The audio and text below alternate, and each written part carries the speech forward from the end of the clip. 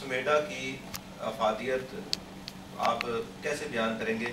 Feasibility رپورٹوں اور business plan کے بعد گراؤنڈ پر کتنی ہماری صنعتیں، کارخانے، کاروبار شروع ہوئے؟ کچھ آپ نے اس کا ایسٹیمیٹ کیا ہے گزرے عرصے کے دوران؟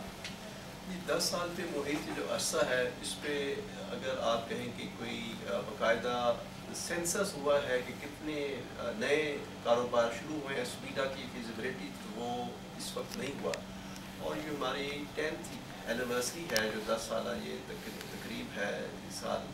اس کا ایک ایلیمنٹ یہ بھی ہے جو یہ ہے کہ ہم یہ اس کو موقع جانتے ہوئے کہ ہم اپنی ایک امپیکٹ اسیسمنٹ کروائیں، اپنی سمیٹا کی ایویلیوشن کرائیں، تاکہ یہ جو پرفارمنس ہے سمیٹا کا جس طرف آپ نے اشارہ کیا ہے، اس پہ ہم چاہتے ہیں کہ ایک ایکسٹرنل ایجنسی، ایک انڈیپینڈنٹ ادارہ، بجائے ہم خود کہیں گے کہ ہم نے اتنے ترقی کر لی ہے، کوئی ایک ایکسٹرنل انڈیپینڈنٹ باڈی آ کے ہمیں ایویلیویٹ کرے.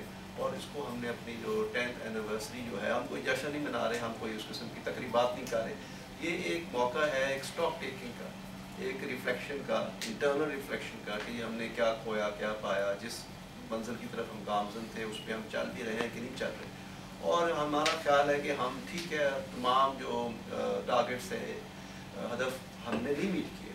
اور یہ ٹارگیٹس بھی چینج ہوتے رہے ہیں جیسے جیسے اکانومی کی اور انڈسٹری کی ریکوائرمنٹ بدلتی رہی ہیں. ہم نے مشاورت سے آگے، ابھی ہم سیکٹر ڈیولپمنٹ کی طرف آگے تھے، ہم نے پرائرٹی سیکٹرز چوز کیے جس میں ڈیری سیکٹر ہے، اس میں یہ ماربل اور گرینائٹ سیکٹر ہے، جیمز اینڈ جیولری سیکٹر ہے، فرنیچر سیکٹر ہے، سرجیکل سیکٹر ہے، کٹلری سیکٹر ہے. ان سیکٹرز پہ ہم نے ڈیولپمنٹ پلانس بنائے ہیں اور ڈیولپمنٹ پلانس کی امپلیمنٹیشن کے لیے پرائیویٹ سیکٹر ڈیولپمنٹ کمپنیز بن گئی ہیں. ان کو بجٹس ایلوکیٹ ہو گئے ہیں اور وہ اس میں ان کو ٹارگیٹس دیے گئے ہیں کہ ایکسپورٹ بھی بڑھائیں. اور اس کو ٹارگیٹس دیے گئے ہیں کہ جو ٹریننگ فیسلٹیز ہیں ملک کے اندر جس کی بہت کمی ہے انڈسٹری میں اسکلز ٹریننگ کی، وہاں پہ کامن فیسلٹی سینٹرز قائم کیے جا رہے ہیں. شکریہ. ہمارے ساتھ سید اقبال انور قدوائی موجود ہیں.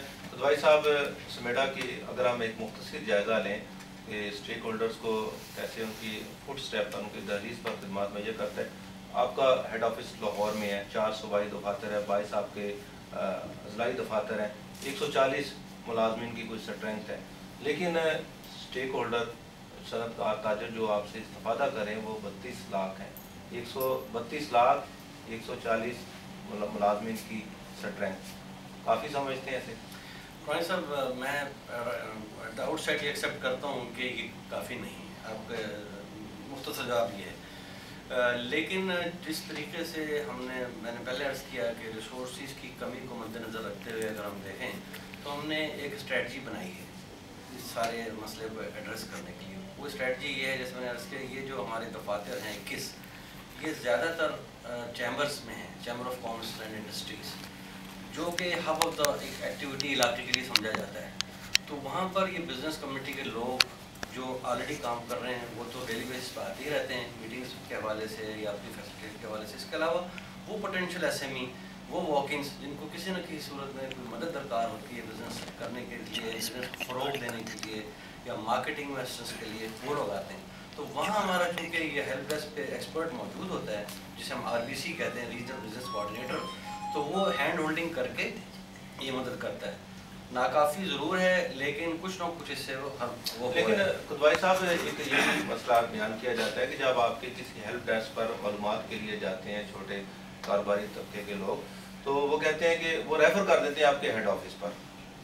ایک صادق آباد میں بیٹھا ہوا شخص ہے یا سندھ، انٹیریئر سندھ یا بلوچستان سرحد میں بیٹھا ہوا شخص ہے، کیسے ممکن ہوگا اس کے لیے کہ وہ ایک صرف مشاورت کے لیے لاہور چل کر آئے؟ یہ بات تو ٹھیک ہے کہ اگر ایسا کہیں ہوا ہو تو وہ ہمیشہ مشکل ہے. لیکن جو ہمارا طریقہ کار ہے، جو میں نے جیسے عرض کیا، جو پروفیشنل وہاں بیٹھا ہوتا ہے وہ ٹرینڈ ہوتا ہے، اور جو اس کو عام طور پہ جو اس کو چاہیے ہوتی ہے انفارمیشن وہ خود ہی ہم پہنچا سکتا ہے آسانی کے ساتھ. اور چونکہ پروفیشنلی ٹرینڈ ہے تو انٹرنیٹ کے استعمال کو جانتا ہے، دنیا بھر کی انفارمیشن کولیٹ کر کے، پریزنٹ کر کے، رپورٹ بنا کے بھی دے سکتا ہے. اور وہ اتنا ٹرینڈ ہے کہ فیزیبلٹی بھی بنا لیتا ہے. اگر اس کو ہیلپ چاہیے ہوتی ہے جیسے میں نے عرض کیا تو ہمارے آفیسز ریجنل آپ کا اپنے نیٹ ورک کو وسیع کرنے کا آئندہ پروگرام ہے؟ میں اس پر آ رہا ہوں. میں اگر آپ کی بات مکمل کر لوں تو اس کا ثبوت ایک یہ ہے کہ ہم نے ان ایریاز میں، یعنی ہیڈ آفس کے علاوہ جو کہ پنجاب میں ہے، لاہور میں، ہم نے مختلف ریجنز میں کنسلٹیشنز کر کے جو ٹریڈ ایسوسیشن ہیں، پلیئرز ہیں، اسٹیک ہولڈرز ہیں، پروجیکٹس آئیڈینٹیفائی کی اور وہ پروجیکٹس ہم PC1 بنائے ہم نے، اور وہ PC1 بنا کے ہم حکومت کے پاس لے گئے، پلاننگ کمیشن میں اپروو ہو گئے۔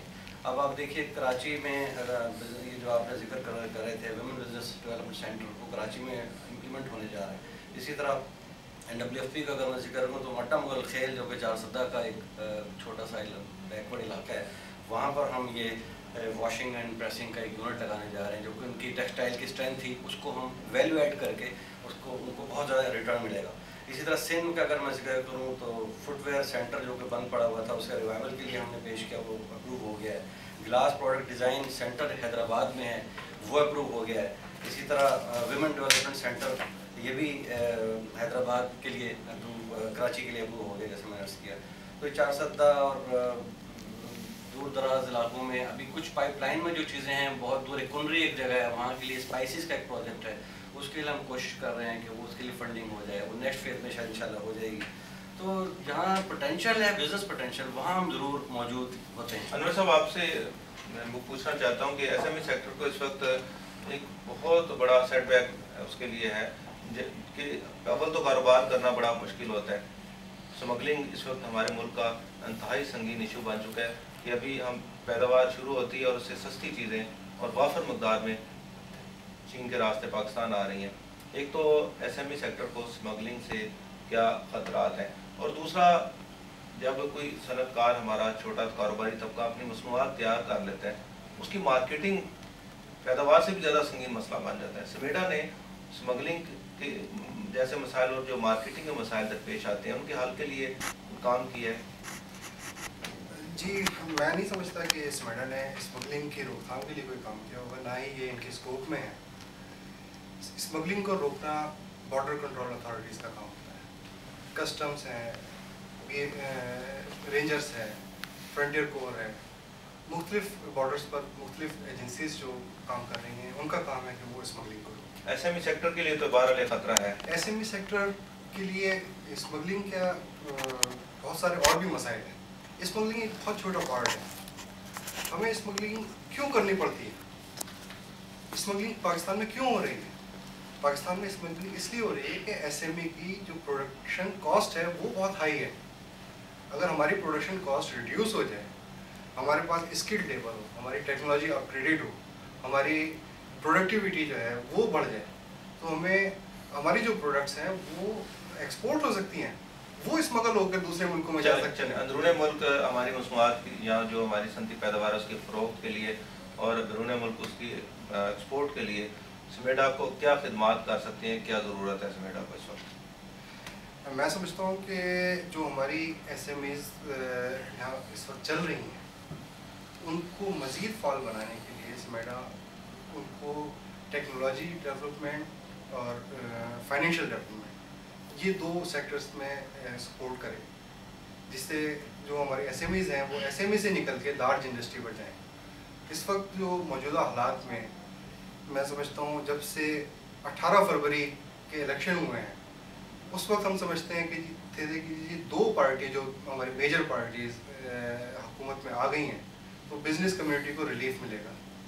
بزنس کمیونٹی یہ سمجھتی تھی کہ اب گورنمنٹ بزنس کمیونٹی کی ہے، لیکن ایسا نہیں ہو رہا ہے۔ ہمارے یہاں آپ دیکھیں کہ پچھلے 4 مہینے گزر گئے ہیں گورنمنٹ بنے ہوئے، بجلی کا کس قدر شدید بحران ہے، گیس کی شارٹیج ہے، پیٹرول کی اور ڈیزل کی پرائسز اب چلی گئی ہیں۔ یہ ساری پرائسز جو ہیں وہ ڈائریکٹ افیکٹ کرتی ہیں کسی بھی مینوفیکچرنگ سیکٹر پر۔ اس وقت حالات یہ ہیں کہ ہماری جو مینوفیکچرنگ انڈسٹری ہے وہ بند ہو کر پاکستان جو ہے وہ شاپ کیپرس نیشن بنتا جا رہا ہے۔ پاکستان جو ایک انڈسٹریل نیشن ہونا چاہیے تھا، اس کو کون سے ایسے ہاتھ ہیں جو انڈسٹریل سیکٹر کو روک رہے ہیں اور شاپ کیپرس پیراڈائز بنانا چاہتے ہیں؟ جناب محمد انور، ناظرین بریک کا وقت ہے اور اس کے بعد جو اعتراضات کیے گئے ہیں بجلی، گیس، تیل کی قیمتوں میں اضافے کے بارے میں، اس پر ہم گفتگو کریں گے، اور شاید رشید جو سمیڈا کے چیف ایگزیکٹو آفیسر ہمارے ساتھ ہیں، بریک کا وقت ہے، ہمارے ساتھ رہیے۔